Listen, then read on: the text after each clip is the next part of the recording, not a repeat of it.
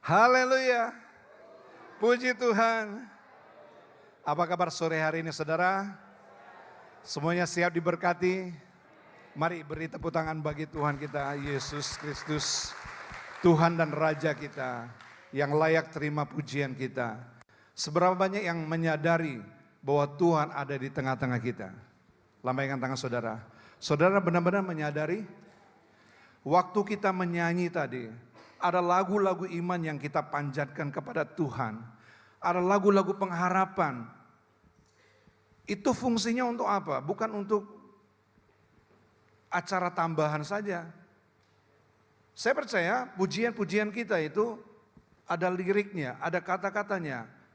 Terus menghubungkan kita kepada pencipta kita, kepada Tuhan kita. Kita tahu Dia ada di mana-mana, betul?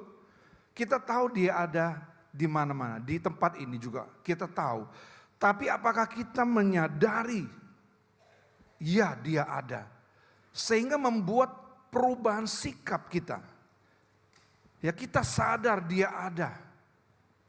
Bukan cuman yang kita lihat adalah orang-orang yang melayani, yang kita lihat adalah sekeliling kita.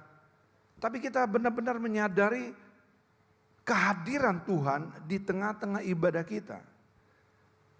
Jadi semua itu membantu kita untuk fokuskan diri kita kepada Tuhan. Membangkitkan kesadaran kita akan kehadiran Tuhan di tengah-tengah kita. Nah itulah fungsinya. Kalau saudara kesadaranmu bangkit, pasti sikapmu akan berubah. Ya kita lebih takut akan Dia. Karena kita sadar Dia ada. Kita lebih hormat, sikap kita lebih tidak main-main kalau beribadah. Itu perubahan-perubahan sikap yang kita bisa timbul dari kesadaran Dia ada di tengah-tengah kita. Amin saudaraku. Itu sebabnya lain kali kita memuji Tuhan, sungguh-sungguh kita memuji Tuhan. Bukan sekedar mengisi waktu dengarkan firman Tuhan. Saya percaya ketika saudara menyanyi pujian dengan kesungguhan hati, dengan kesadaran, iman saudara sudah dibangkitkan. Saya percaya iman saudara sudah dibangkitkan dan tidak ada yang mustahil. Kalau ada yang sakit disembuhkan. Yang hilang pengharapan dibangkitkan pengharapannya. Lagu-lagu tadi yang mengajarkan Tuhan yang memberi kemenangan kepada kita, bahwa peperangan itu milik Tuhan. Nah kita kalau menyadari hal itu, wow berarti saya ini punya Tuhan yang luar biasa perhatiannya kepada saya. Kita siap ya, supaya apa? Perjalanan iman kita dijagain oleh Tuhan. Perjalanan iman kita, musuh kita, iblis mau membuat kita bagaimana caranya untuk tidak setia. Dengan semua problem dan masalah yang Dia sodorkan kepada kita, itu membuat kita peperangan di dalam hati kita, membuat kita undur. Dia berusaha membuat kita undur daripada Tuhan. Tetapi kita bersyukur ya bahwa nyanyian-nyanyian itu mengingatkan kita bahwa Tuhan itu hidup. Dia berkuasa, Dia ada, ya Dia berperang ganti kita. Amin, saudara. Sebab itu sebabnya saya berikan judul sore hari ini adalah musuh-musuh kesetiaan. Ya, musuh-musuh kesetiaan. Seperti biasa saya akan bacakan dulu pantun. Kalau saudara dengar pantun, saudara jawab apa biasanya? Ya, lagu pujian nyanyi dengan riang. Tetap setia walaupun harus berjuang. Pergi ke gereja jangan lupa bawa Alkitab. Ya, setialah pada Tuhan biar tambah mantap. Haleluya, haleluya, haleluya. Ya, biar kita pembukaan, kita dengarkan firman Tuhan. Siap-siap kita dengarkan ya. Nah, saya ingin membuka dengan quotes mengenai kesetiaan dari Charles Spurgeon. Charles Spurgeon, siapakah Charles Spurgeon ini? Saudara bisa googling di Google saudara, tapi jangan sekarang. Siapakah dia? Nah, saya bacakan saja quotes-nya. Dia orang terkenal sekali di abad ke-19. Ya, setia kepada Kristus adalah lebih penting daripada mendapatkan kehormatan dari manusia. Ya, kesetiaan pada Kristus lebih penting daripada kehormatan dari manusia. Tuhan memberi kita kekuatan untuk setia. Untuk setia itu dia tahu tidak gampang, tapi Tuhan memberi kekuatan kepada orang-orang yang setia. Saya bacakan lagi quotes dari Corrie ten Boom. Siapa ke Corrie ten Boom ini? Saudara bisa googling Heroes of the Faith. Dia pahlawan iman. Dia bilang begini, kesetiaan pada Yesus ya berarti mempercayai dia dalam setiap situasi. Mempercayai dia di dalam setiap situasi, bahkan dalam saat-saat yang paling gelap sekalipun. Dia dipenjara karena menyembunyikan orang-orang Nazi, orang-orang Yahudi terhadap pasukan Nazi yang akan menangkap mereka untuk di Holocaust. Akhirnya dia kedapatan sama pemerintah Belanda juga yang mendukung Nazi, dia ditangkap saudaraku. Tapi puji Tuhan, dia ditangkap tapi sudah kemerdekaan waktu setelah dia ditangkap itu kemerdekaan maka dia boleh dilepaskan. Nah, dia katakan seperti ini, percayai dia, setia itu berarti kita mempercayai Yesus dalam setiap keadaan. Ya. Dalam saat-saat paling gelap sekalipun, dalam keadaan yang paling gelap di dalam kehidupan kita, paling kelam sekalipun. Ya, seolah-olah Tuhan itu tidak ada. Nah, di salah satu kamp konsentrasi yang tempat Holocaust, pembunuhan orang-orang Yahudi, ya, itu terdapat satu tulisan yang saya akan coba bacakan juga kepada saudara. Itu tertulis seperti ini. Aku percaya matahari meskipun dia tidak bersinar. Aku percaya kepada cinta, meskipun aku tidak merasakannya. Aku percaya kepada Tuhan, meskipun dia diam. Tertulis di kamp konsentrasi, mungkin yang menulis itu orangnya sudah meninggal karena dibunuh oleh gas. Tetapi dia bisa merasakan bagaimana dia yakin ada Tuhan. Itulah kesetiaan. Ya, saya percaya kepada Tuhan meskipun Tuhan diam. Itulah situasi yang paling gelap dalam kehidupan kita, kelam mungkin. Saat kita berseru kepada Tuhan, Tuhan seolah-olah tidak dengar. Seolah-olah Tuhan diam. Mereka berseru di antara menunggu kematian, sementara menunggu kematian, mereka berseru Tuhan tolong, dan Tuhan tidak lepaskan. Tapi dia percaya tetap ada Tuhan. Begitu juga dengan Daniel ketika dimasukkan ke gua singa, ya, Daniel orang seperti apa hebatnya? Dia rohaninya. Tapi ketika dia dimasukkan ke dalam gua singa, dia mungkin berdoa kepada Tuhan, tapi Tuhan luaskan, izinkan dia masuk ke gua singa. Tapi di dalam gua singa, dia bisa ngobrol dengan singa. Ya, singa itu tidak diapa-apakan dia. Sama seperti Sadrak, Mesak dan Abednego. Dia berdoa mungkin masuk, Tuhan jangan lepaskan aku dari dapur api. Tapi Tuhan seolah-olah diam, meluaskan mereka harus masuk ke dalam dapur api. Inilah orang-orang yang setia. Ya, apa kata Yesus? Coba kita lewati aja Billy Graham. Apa kata Yesus dalam Wahyu 2 ayat yang ke-10? Wahyu 2 ayat yang ke-10 berkata demikian. Jangan takut terhadap apa yang harus engkau derita. Jangan takut terhadap apa yang engkau harus alami, penderitaan yang engkau alami. Dia katakan jangan takut. Nah, apakah saudara berpikir ketika dia bilang jangan takut, dia lepas tangan? Saudaraku, saya percaya Allah kita Allah yang setia, dia buktikan sudah kesetiaannya. Ketika dia bilang jangan takut, berarti dia peduli untuk kita tidak mengalami ketakutan. Ya, dia peduli untuk kita tidak usah takut. Memang menghadapi apa yang mereka harus hadapi, mereka mengalami manusiawi ya, ketakutan. Tapi Tuhan bilang kepada mereka, jangan takut terhadap apa yang engkau derita. Jangan takut. Saya percaya ada sesuatu yang Tuhan lakukan, walaupun kita tidak melihatnya. Walaupun dalam situasi ini, mereka tidak melihatnya. Mereka hanya percaya, Tuhan engkau bilang aku jangan takut, maka aku tidak takut. Kita lanjutkan baca ya. Baca ayatnya lagi. Ya.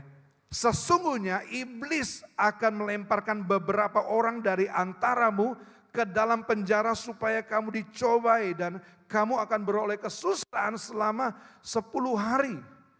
Nah, mungkin Tuhan luaskan ini terjadi. Dia izinkan ini terjadi untuk mereka alami. Ya, alami kesusahan. Bagi diri mereka mengalami kesusahan ini, penderitaan yang mereka alami itu bukan mudah, cukup berat. Mungkin kalau kita melihatnya cuma 10 hari. Ya kan, ditulis di sini apa? Dia akan melemparkan kamu ke dalam penjara dan kamu akan dicobai, kamu akan beroleh kesusahan selama 10 hari. Mungkin kita pikir 10 hari itu, wah cuma 10 hari. Tetapi baca ayat selanjutnya, yang mereka hadapi setia, saya bacakan, hendaklah engkau setia sampai mati. Nah, mungkin setelah 10 hari itu mereka memang benar-benar lepas dari penderitaan karena mereka mengalami kematian. Mereka dieksekusi. Selama 10 hari mereka pikir, mungkin Tuhan lepaskan. Nah, Tuhan izinkan mereka alami kematian. Setelah 10 hari mereka harus alami kematian. Tetapi sekalipun mereka hadapi kematian, Tuhan berkata, ya hendaklah engkau setia sampai mati. Ini mahalnya kesetiaan, harganya sebuah kesetiaan, sampai mati. Itu sebenarnya tidak heran kalau minggu lalu Bapak Gembala katakan, kesetiaan itu langka. Kalau orang Tegal bilang langka apa ya? Jarang ada. Ya, jarang ada mungkin. Nah, langka ini benar-benar langka. Sebab kesetiaan itu ukurannya harus sampai mati. Hendaklah engkau setia sampai mati, maka aku akan mengaruniakan kepadamu mahkota kehidupan. Mahkota kehidupan Tuhan tuh sudah ingin memberi kepada orang-orang yang setia. Tetapi masih menunggu Tuhan. Sebab itu harus diberikan memang benar-benar orang yang setia sampai mati. Itulah harga dari sebuah kesetiaan, saudara. Saudara mengiring Tuhan, saudara sudah setia hari ini, saudara setia di umur sekian. Tetapi berjuanglah untuk kesetiaanmu, tetap setia sampai mati. Saudara ingat lagu ini, mohon? Ku berjuang sampai akhirnya kau dapati aku, tetap setia.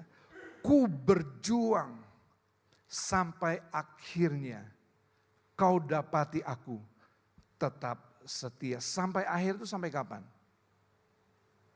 Sampai mati. Ya, itu bersyukur kita. orang-orang yang setia di tempat ini, orang-orang yang setia datang ke beribadah, walaupun mungkin hujan, ya walaupun mungkin jaraknya begitu jauh, tapi saudara setia mencari Tuhan. Setia dalam mengiring pada Tuhan. Setia saudara itu sudah bagus. Dan iblis berusaha untuk melemahkan engkau dengan musuh-musuh kesetiaan itu. Nah, saudaraku, dari mana datangnya kesetiaan? Ya, saya coba mengulik bahasa Inggrisnya dari faithfulness. Kata kesetiaan itu faithfulness. Dari mana asalnya kesetiaan itu? Minimal saudaraku paling tidak dari kata ini kita bisa dapatkan. Faithfulness itu berasal dari kata iman. Faith. Ya, iman yang penuh. Faithful itu imannya penuh. Faithful itu setia. Kata sifat setia. Nah, barulah kita dapatkan kata sifat itu kan tidak bisa dilihat. Tidak bisa dilihat. Itu sebabnya muncullah kesetiaan, faithfulness. Itu kata benda. Faithfulness itu baru bisa dilihat. Bentuknya setia. Saya tidak bisa tahu saudara setia atau enggak kalau bukan diuji terlebih dahulu. Kalau tidak digoncang terlebih dahulu, saya tidak tahu apakah orang-orang yang sudah diuji itu setia, orang-orang yang sudah digoncang itu bisa setia, barulah lewati ujian itu baru didapati kesetiaan yang sejati. Ya. Kesetiaan sejati itu harus lewat ujian. Jadi jangan takut saudara kepada ujian, ya. Jangan takut kepada ujian dan goncangan yang memang harus terjadi. Harus terjadi. Selama kita hidup, saudara percayalah, iblis tidak akan pernah tinggal diam sesaat pun untuk bisa membuat kita tidak setia dari pengiringan kita kepada Tuhan. Ya. Siapapun tidak ada yang kebal dengan namanya pencobaan yang iblis taruh dalam perjalanan kehidupan kita. Dia punya tujuan memang menjatuhkan kita. Nah, semua cobaan itu diizinkan, kadang-kadang diizinkan Tuhan untuk kita lewati sebagai satu ujian yang Tuhan lihat apakah anakku tahan uji. Setelah tahan uji, setelah tahan goncangan, saudara barulah didapatkan setia. Itu benar-benar setia yang murni. Nilainya adalah kematian. Sampai titik terakhir kita bisa dikatakan itu setia kalau kita sudah meninggal. Nah, inilah sebab itu jadi dari mana datangnya kesetiaan itu? Dari iman yang penuh, iman yang tahan goncangan, iman yang tahan uji. Ya.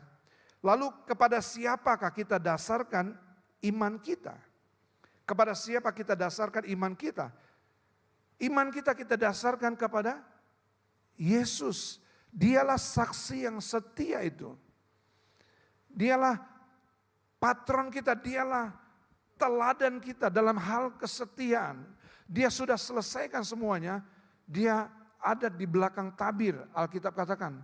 Dia sudah merintis jalan untuk kita supaya kita bisa bertahan untuk setia sampai akhir. Dia sudah membuka jalan lewat kematiannya.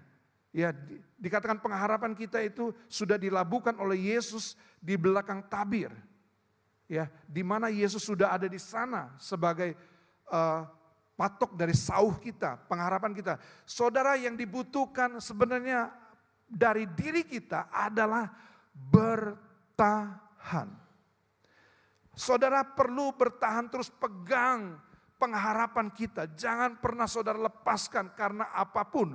Karena musuh-musuh kesetiaan itu juga banyak coba untuk melunturkan kesetiaan kita kepada Tuhan. Jangan pernah lepaskan. Tuhan minta hanya hendaklah engkau bertahan sampai akhir. Bertahanlah sampai akhir. Ya percayalah saudaraku, bertahan itu begini. Ya. Itu kita menghadapi ujian, menghadapi juga cobaan, itu hanyalah satu musim kehidupan. Satu musim kehidupan artinya itu akan berganti lagi. Ya, tidak ada persoalan yang lama harus kita hadapi. Ya, kalau kita mengerti jalan-jalannya Tuhan, ya tidak akan lama saudaraku, percayalah. Setiap kali ada persoalan, ingat ada pertolongan Tuhan di sana. Setiap ada masalah, ingat ada hikmat Tuhan untuk menolong kita, memberi kita pencerahan supaya Tuhan berikan pencerahan, menemukan jalan keluar yang Tuhan sudah sediakan untuk kita ambil. Oh ternyata Tuhan buka jalannya di sini. Saudaraku, kita perlu sekali punya hikmat Tuhan untuk mengetahui juga bahwa jalan itu kita sering kali berdoa, Tuhan bukakan jalan bagiku. Tuhan katakan aku sudah berikan jalan itu, tinggal engkau harus ambil. Kadang-kadang keputusan kita yang membuat kita tidak bijaksana.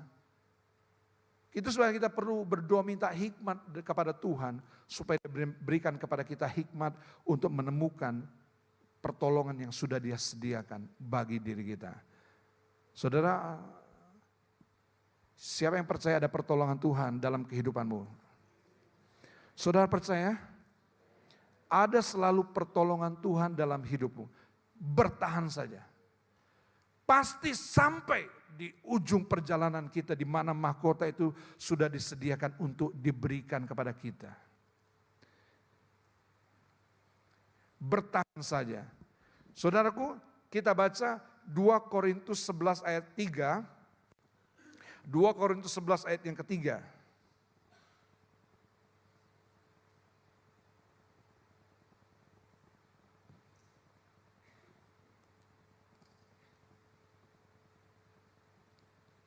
Nah 2 Korintus 11 ayat 3 saya bacakan begini.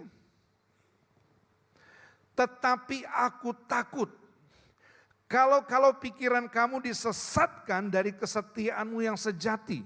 Ya kesetiaanmu yang sejati kepada Kristus. Saudara sudah percaya kepada Yesus Kristus. Kita bersyukur ini kita sudah berada di jalan yang benar. Kesetiaan kita dipertahankan terus sampai akhir kepada Kristus. Itu kesetiaanmu yang sejati. Ya, peliharalah, tetapi aku takut kalau pikiranmu disesatkan dari kesetiaanmu yang sejati kepada Kristus.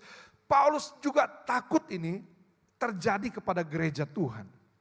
Yang dia sudah pertunangkan kepada Kristus sebagai mempelai laki-laki. Untuk kita boleh setia. Ya, setia menjaga dirham, kalung dirham kita. Setia aja menjaganya. Ya, kalau hilang dicari cepat, disapu, rumahnya disapu sampai ketemu. Ya, kalau sampai kesetiaan itu hilang saudaraku, waduh, buktinya enggak ada. Wah, kita ditolak sama Tuhan. Jagalah kesetiaan sampai langkah yang terakhir, mempelai itu datang. Dan engkau diakui sebagai mempelainya. Tetapi ini yang dikatakan Paulus, aku takut kalau pikiran kamu disesatkan dari kesetiaanmu yang sejati. Nah kita sudah ada di jalur, tetapi pikiran kita, ya pikiran kita ini, Paulus takut disesatkan dari kesetiaan kita yang sejati. Inilah point of view, sudut pandang kita. Seringkali sudut pandang kita berbeda dengan Tuhan.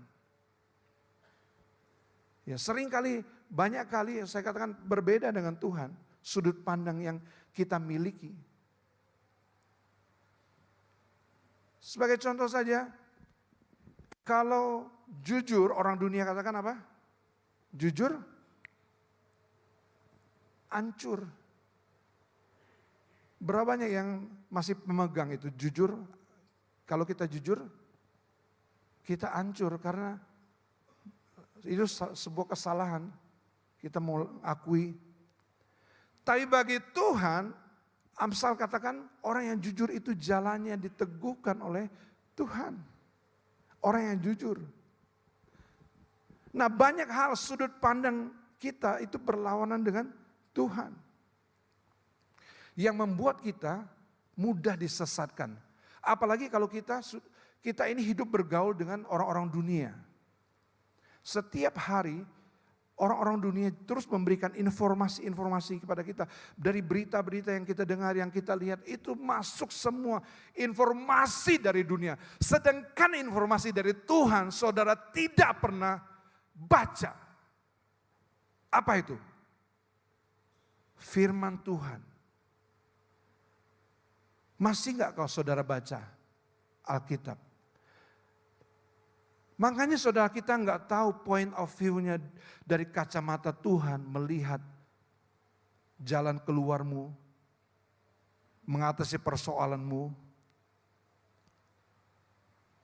Ya kita enggak suka baca Alkitab, gimana kita mau punya peningkatan dalam hal kerohanian? Gimana kita bisa punya sudut pandangnya Tuhan ketika menghadapi masalah? Tadi ibadah yang kedua, saya baru ngobrol-ngobrol dengan seseorang. Saudaraku, memang ini kenyataan. Wah, hidup sekarang susah. Dagang susah. Banyak saingan. Di perusahaan juga melamar kerja susah. Sistemnya semua sekarang kontrak, outsourcing. Susah. Saya katakan dengan iman, Pak, percaya anak Tuhan selalu ada jalan keluar. Anak Tuhan selalu ada pertolongan dari Tuhan. Saya katakan, dia kasih contoh anak dia. Saya juga kasih contoh anak saya. Selalu ada jalan. Selalu ada pertolongan, ada kemudahan. Dari setiap perkara sulit yang dihadapi, selalu ada namanya kemudahan. Kemudahan bukan karena koneksi, bukan karena pakai uang. Kemurahan itu turun dari perkenanan Tuhan kepada siapa yang dia ingin berkenan kepada Tuhan. Nah, sudut pandang kita gimana? Susah, memang susah zaman ini. Tidak usah dibilang aja sudah tahu zaman ini susah. Semua orang mengalami kesusahan. Dikatakan tadi, engkau tahu bahwa semua orang-orang beriman mengalami ujian ini. Tetapi inilah point of view kita berasal dari iman kita yang bertumbuh. Itu akan menjadi kesetiaan. Iman kita. Percaya bahwa setiap langkah-langkah hidup kita selalu ada jalan Tuhan. Selalu ada kemudahan. Ada tantangan, memang ada, harus kita hadapi semuanya. Tetapi Tuhan selalu membuka jalan. Saudara harus katakan itu. Tuhan akan buka jalan buat dirimu. Tuhan pasti akan campur tangan atas persoalanmu. Tetapi point of view-mu diperbaiki. Sudut pandangmu diperbaiki. Pakai sudut pandang ilahi dari firman ini. Luar biasa saudaraku, kalau saudara punya firman ini. Tapi sayangnya Alkitabnya berdebu. Oh, pakai HP sekarang. Pakai HP bukanya WhatsApp, bukanya Facebook, bukanya IG, bukanya YouTube dan lain sebagainya. Saudara tidak pernah untuk punya menambah sudut pandang ilahi dalam kehidupanmu. Bagaimana kita bisa menangkap maksud-maksud Tuhan dalam setiap langkah-langkah kita. Nah, kita lihat musuh-musuh iman yang ada. Yang pertama, ini musuh iman kita yang dicoba dibuat oleh iblis, disodorkan oleh iblis, dan dia memakai ingat ini, keinginan-keinginan kita. Bukan kebutuhan. Dia pakai keinginan-keinginan kita. Yang ingin jadi kaya, yang ingin hidupnya enak. Itu keinginan-keinginan.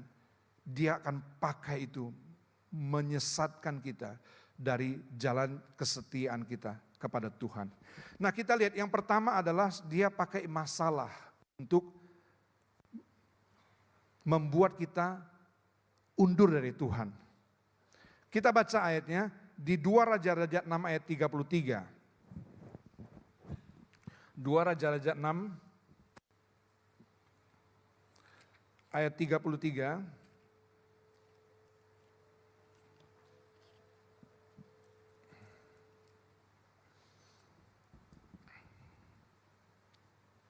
Ya, ayat 33.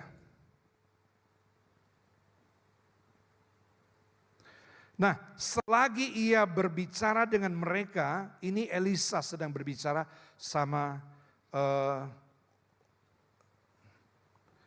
orang-orang di Samaria ini. Pemimpinnya berkata begini, selama ia berbicara dengan mereka, datanglah raja mendapatkan dia. Ya, datanglah raja Samaria ini mendapatkan dia, lalu dia berkata begini, berkatalah raja kepadanya, sesungguhnya malapetaka ini adalah daripada Tuhan. Masalah ini datangnya daripada Tuhan. Terus, mengapa aku berharap kepada Tuhan lagi? Ini raja loh. Semua dia miliki, tapi ada satu masalah. Masalah itu menyerang imannya. Bahwa dia menganggap ini memang datangnya dari Tuhan. Lalu untuk apa lagi berharap kepada Tuhan katanya. Ingat masalah-masalah yang kita hadapi itu datang pertama kali dia serang iman kita. Dia serang iman kita dan dia langsung tertuju kepada di manakah Tuhan kita. Di mana Tuhanmu? Apa yang bisa dilakukan oleh Tuhanmu terhadap masalahmu? Apa yang bisa diperbuat untuk menolongmu daripada masalahmu? Ini selalu diserang oleh iblis. Tiap kali dia sodorkan masalah.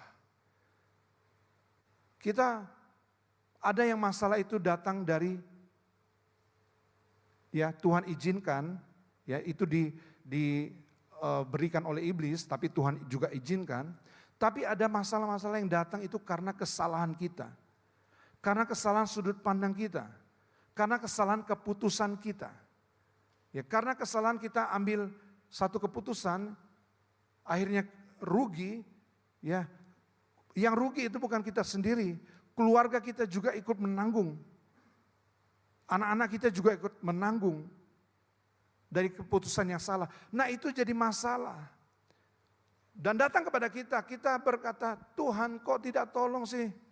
Lah masalah kita yang buat. Ujung-ujungnya nyalahin Tuhan. Ini hati-hati kalau lagi ada masalah, ya ini potensi buat iblis untuk menjatuhkan kita dari kesetiaan kita. Ya, kepada Tuhan, dari kesetiaan kita, untuk bisa bertahan di dalam jalan kesetiaan kita. Nah, kalau saudara baca bagaimana cara mengatasinya, 1 Petrus 5 ayat yang ke-9 berkata begini. Saudara, 1 Petrus 5 ayat yang ke-9, lawanlah dia dengan, ini dia, lawanlah dia dengan iman yang teguh, iman yang penuh, iman yang tahan goncangan, iman yang tahan uji, iman yang teguh, lawan dia. Jangan nyerah dengan point of view yang dia sodorkan, yang dunia sodorkan. Masalahmu, Tuhan tidak akan pernah menolongmu. Katakan, aku percaya Tuhanku bisa menolongku. Aku punya Tuhan yang besar. Katakan kepada masalahmu, aku punya Tuhan yang besar. Lebih besar dari persoalanmu. Maka saudara akan melihat persoalan itu jadi kecil. iman kita bertumbuh. Tumbuhkan iman kita, itu dulu kalau kita mau menang. Tumbuhkan iman kita mengatasi persoalan-persoalan kita. Kalau imanmu teguh, kita baca ayat yang ke-10. Ayat yang ke-10 berkata, dan Allah, dia sumber segala kasih karunia, dia sumber segala kasih karunia, kemurahan, dia sumbernya. Dia katakan, yang telah memanggil kamu dalam Kristus, yang sudah membuat kamu setia ikut Yesus Kristus, dia akan bawa kita kepada kemuliaannya yang kekal. Lihat, dia akan melengkapi, meneguhkan, menguatkan, mengokohkan kamu sesudah kamu menderita seketika lamanya. Memang penderitaan itu punya maksud, Tuhan punya maksud sesuatu. Yaitu untuk melengkapi, meneguhkan, menguatkan, mengokohkan kamu dulu. Ini yang kadang-kadang kita tidak sadari. Maunya cepat-cepat selesai. Sedangkan masalah itu kita yang buat.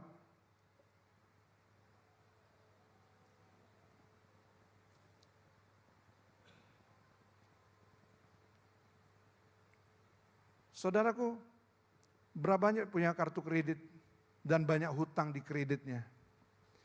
Dan hari-hari ini saudara berpikir untuk bayar cicilan kredit. Dari apa itu? Dari kita lihat tetangga punya motor, kita gesek.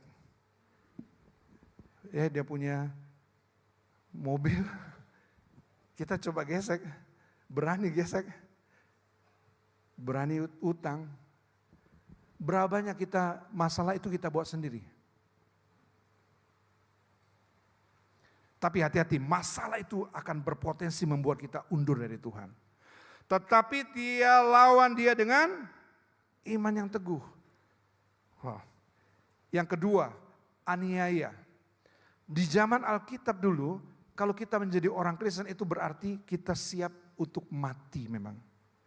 Karena aniaya dari negara Romawi itu betul-betul keras. Ada begitu banyak orang-orang yang mati syahid di waktu pemerintahan Romawi. Anak-anak Tuhan matinya syahid. Tapi ada juga banyak yang murtad karena aniaya ini. Bentuknya sekarang aniaya yang kita alami adalah intimidasi. Ya, kita nggak dianiaya secara fisik, mungkin ini belum. Kalaupun Tuhan izinkan, ini belum terjadi bagi diri kita semua yang ada di tempat ini. Tapi aniaya, intimidasi dari kuasa iblis memakai orang-orang yang tidak kenal Tuhan, tidak percaya kepada Tuhan. Kadang-kadang harus memojokkan kita kepada apa yang kita percayai. Kalau kamu mau naik jabatan ini, kamu harus pindah keyakinan. Mau enggak? Ada berapa banyak orang yang memang itu terhalang. Jabatan itu terhalang. Karena iman percaya kita, karena siapa yang kita kenal. Itu sebabnya saudaraku, iman saudaraku harus penuh. Supaya intimidasi itu tidak sampai masuk dalam hidup kita. Kita juga punya contoh Daniel. Daniel di negeri Babel. Bagaimana dia tidak kenal seorang pun penyembahan berhala ada di mana-mana. Tapi dia menjadi orang kepercayaannya raja. Itu Daniel. Sadrak, Mesak, dan Abednego. Itu bisa. Itu sebabnya saudaraku jangan sampai terintimidasi ini. Statusmu sebagai orang Kristen diolok-olok mungkin sama teman-temanmu. Sok suci kalau kita tidak ikuti mereka. Saudara harus ambil keputusan. Setia sampai akhir. Setia sampai mati. Yang ketiga adalah godaan. Nah, godaan ini juga punya potensi, saudaraku. Coba kita, dunia berkata godaan itu datang dari harta, apa lagi? Harta, tahta, dan wanita.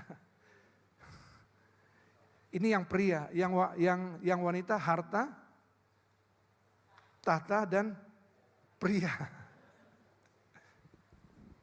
Ini godaan benar untuk melepaskan iman kita?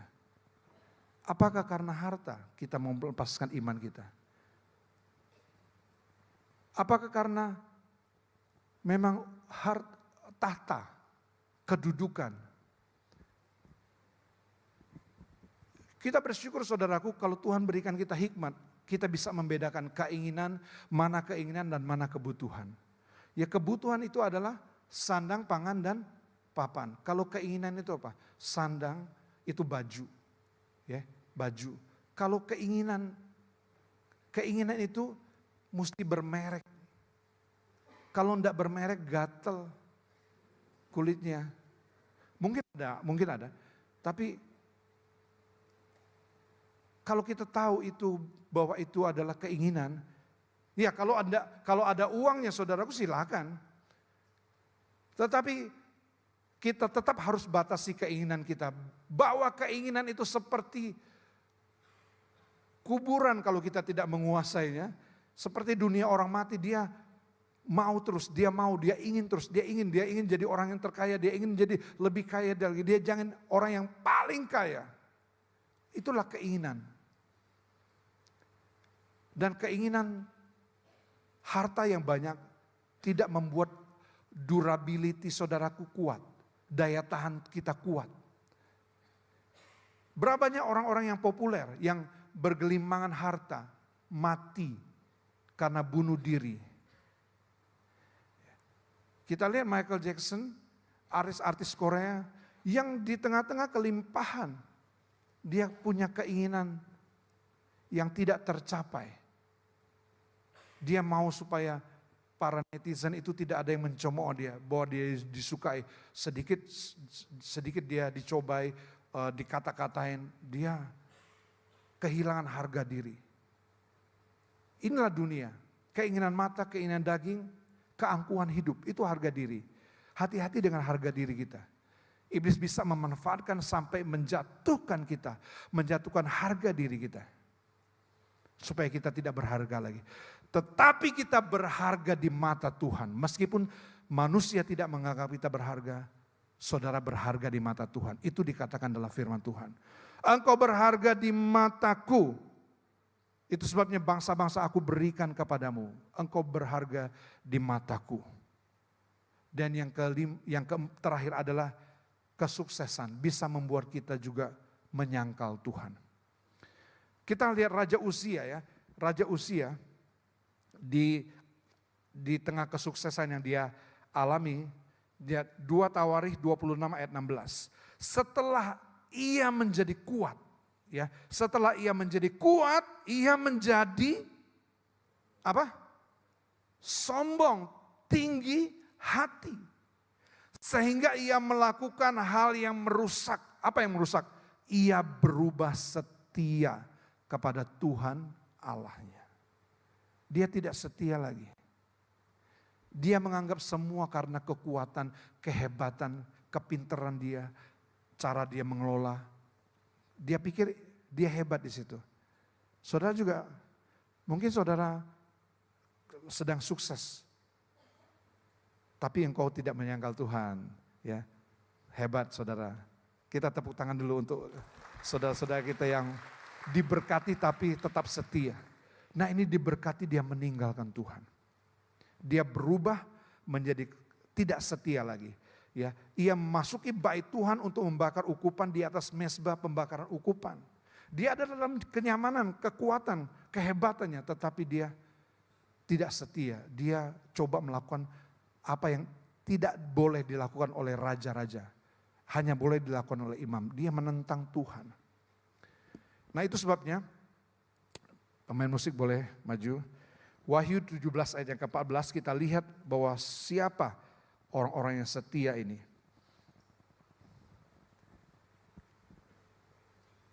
Nah, mereka akan berperang melawan anak domba.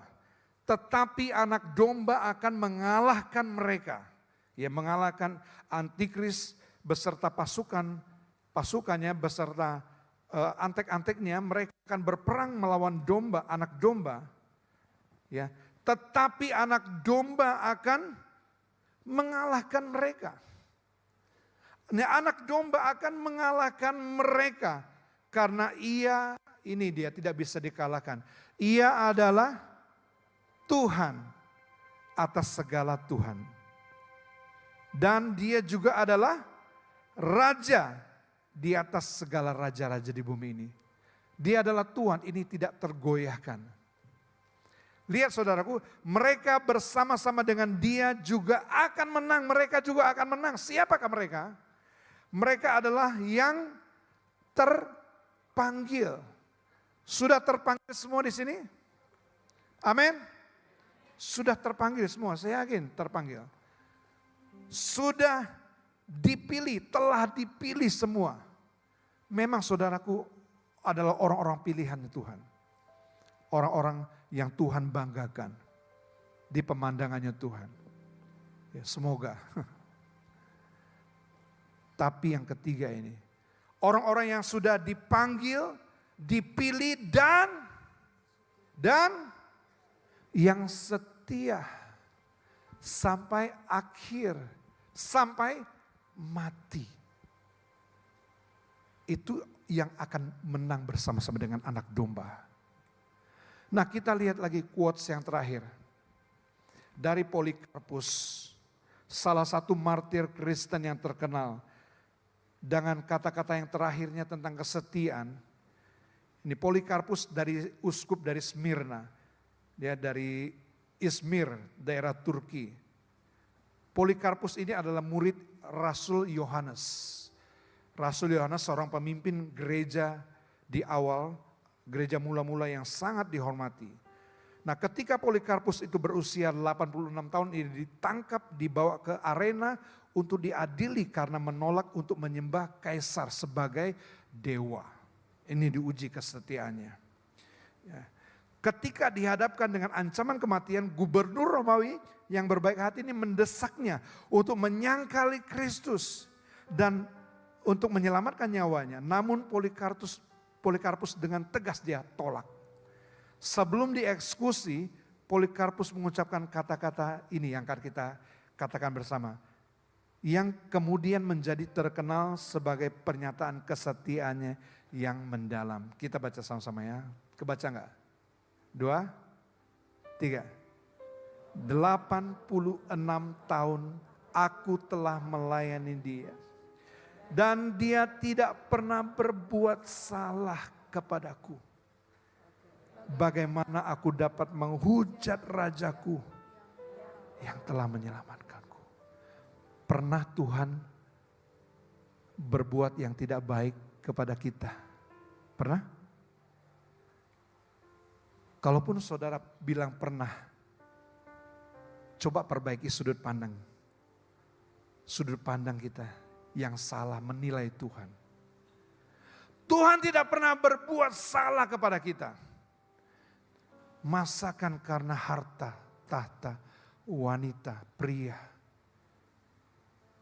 Mas berapa kilo tuh? Mas Joko yang 86 kilo. Kita gadekan. Kita sangkali Yesus kita. Masakan, dia katakan, 86 tahun aku melayani dia. Dia tidak pernah berbuat sedikit pun yang jahat kepadaku. Masakan aku mau menyangkali dia. Ini Polikarpus.